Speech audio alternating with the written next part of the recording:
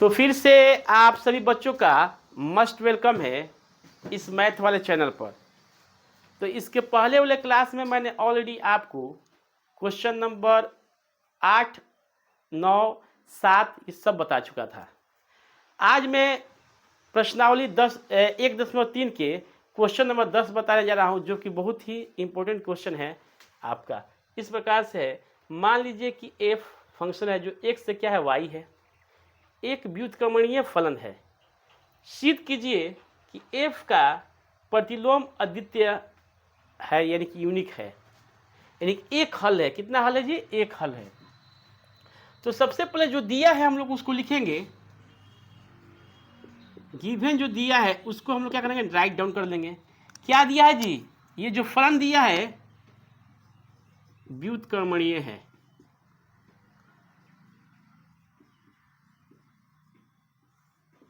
फलन है, क्या है जी?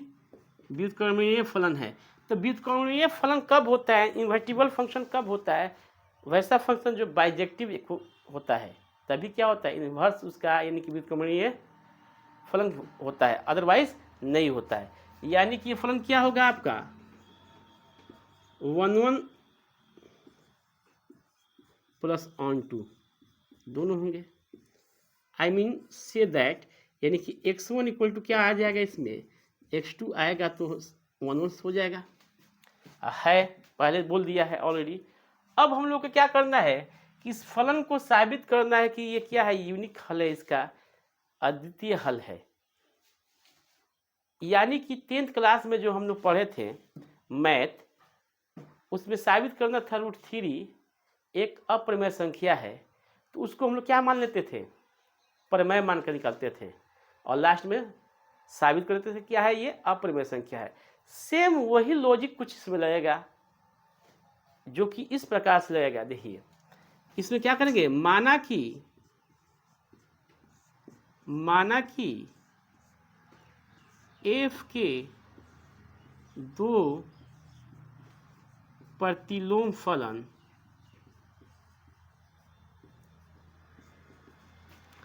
आपका g1 तथा g2 है। क्या है जी? g1 तथा g2 है। फिर लिखेंगे, इसलिए g1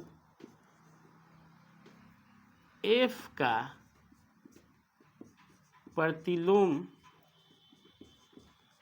फलन है, इसलिए इसको लिखेंगे फॉग g1y। क्या लिखेंगे? Fog g1y। इसका लिखने का तरीका क्या हो जाएगा, f ऑफ g1y, ऐसा लिख देंगे। इसको क्या करेंगे, इक्वेशन फर्स्ट ले लेंगे। क्या मानेंगे हम लोग? इक्वेशन फर्स्ट मान लेंगे। फिर क्या करेंगे, g2 f का प्रतिलोम फलन है। क्या है जी?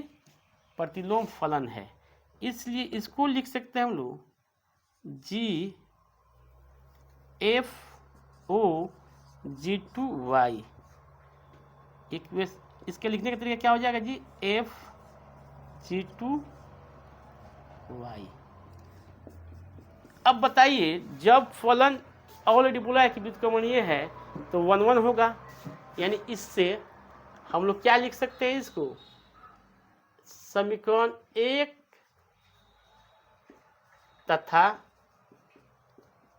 2 से। क्या लिखेंगे? समीकरण 1 तथा 2 से। अब हम लोग लिखेंगे, इसको ऐसे लिख सकते हैं कि f दोनों आपस में इक्वल हो जाएगा, f o g1 y equal to, ऐसे लिखे ना, f ऑफ g1 y बराबर f ऑफ g2 y। लिखने के लिए तो यहाँ पर हम लोग y इक्वल टू वाई भी देते हैं, क्योंकि ये बोल रहा है कि क्या है, प्रतिलोम फलन है, तो इसका रिजल्ट क्या होता है, वाई। व्युत्क्रमणीय फलन है तो क्या इसका रिजल्ट होता है, वाई होता है। आप दोनों को इक्वलेट कर देते तो यही होता है। लेकिन इससे भी क्या है, x1 इक्वल टू x2, यानी क्या है, व्युत्क्रमणीय है, तो इससे भी क्या होगा, साबित हो सकता है। ठीक है, तो यहाँ से कि यहाँ से y कैंसिल हो तो क्या होगा, g1 y equal to g2 y। Clear.